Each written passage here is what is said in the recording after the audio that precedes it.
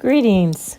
I am so pleased you are tuning in to Naturally Inspired with Robyn Bridges, a place to explore and deepen your own connection to the natural world, both within and without. Together we will be activating the path of direct experience through meditations, outdoor invitations, readings, and guests who can further enliven us to the power and beauty of living consciously. Today, aging is on my mind because it's in my body, and I wanted to speak about that for a few moments. And as I do, I'm so aware of all the younger people who may be tuning in also, and I really want for you to be able to find relevance in some way for yourself.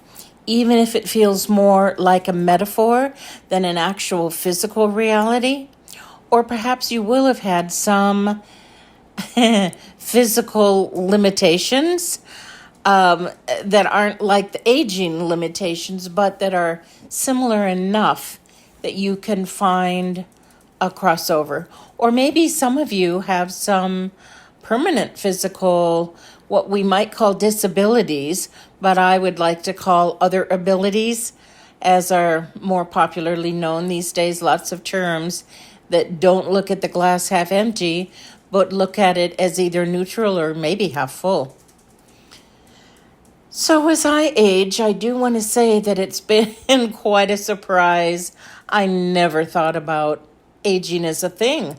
I never thought about my own aging. I never worried about it. I just was kind of like, oh, okay. Maybe I never thought it would happen to me. Maybe that's what youth does.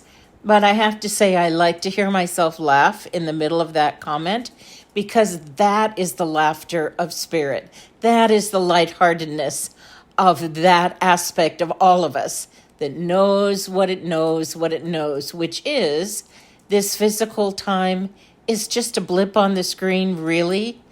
And we're just moving through these phases, and we can be in the depth and the thickness and the oomph of whatever it is at any point in our lives that is challenging.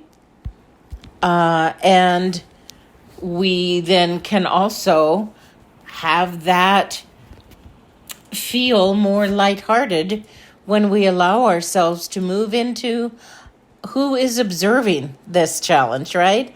Like a lot of different spiritual and even religious approaches encourage, right? That we can look at this from a higher viewpoint.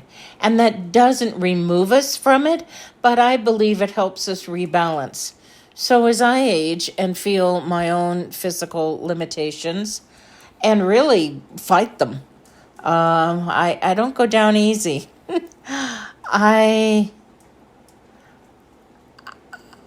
sit with this unknown. I sit with this seeming out of controlness. I also call on the understanding that everything can be healed. I mean, I often think of what Jesus said, these works that I do, you can do, and greater. Heal the blind, raise the dead. Hello. Why aren't we having more of these healings? And I think about that amazing clip of a woman in, some Eastern country that a lot of people have seen, where she was on a table and there were practitioners around her. There was a camera on a tumor that she had, and as they all chanted the equivalent of already done, already done, already done for several minutes, you could see on the camera that tumor start to shimmer and shake, and it disappeared. And after my own pessimism, like, oh, that was a trick of the camera or whatever, I did some research on it, and I'm quite convinced it was the real thing, and that these things do happen.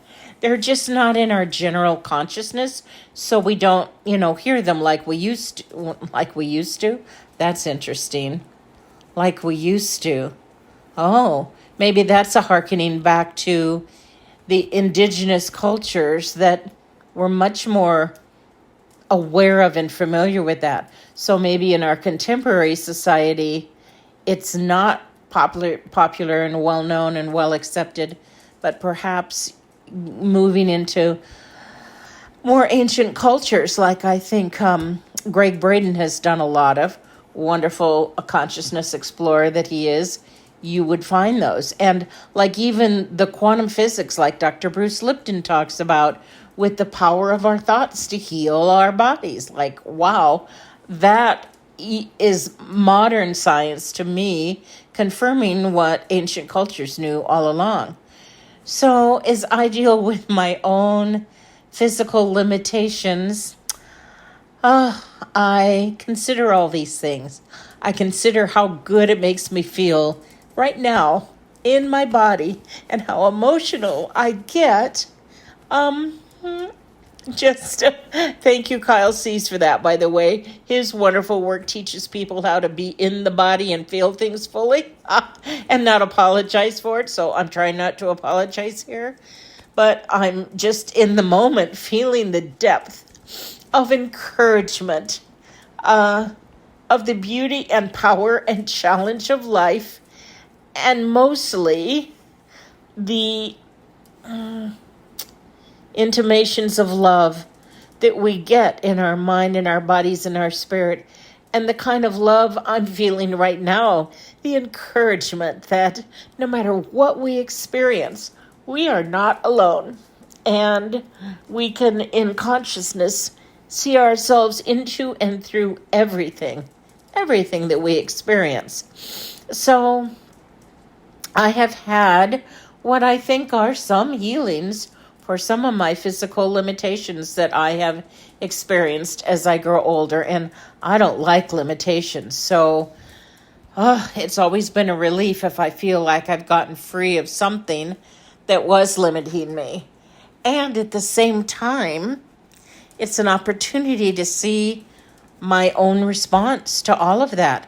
Like, do I expect that I should be healed immediately, or that I shouldn't have had a limitation in the first place?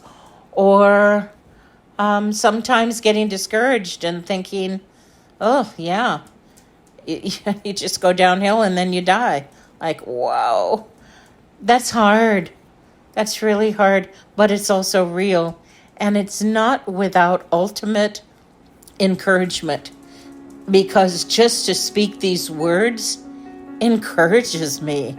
And I'm hoping that in some way it encourages you too, to keep exploring your own inner landscape and keep referring to your higher self. Allow God, creator, divine, goddess, however you perceive, universe, to love you. It is a real energy. You can see that love anywhere in nature, in the blossoming of a tree, in the dropping of the leaves of the tree in the fall, in the birds and animals and the air and the elements, like how they are intertwined with our senses, and how our senses are intertwined with our sense of goodness and appreciation. Like, how is it that we've even been given this capacity to appreciate the natural world, right? So it is always available, even if you have a window to look out of to see a piece of nature anywhere, or a bird fly by, or the clouds drift across the sky. This is all the amazement of creation itself happening, not only in your outer world, but it is blessing your inner world. See, and make myself cry again. Yeah.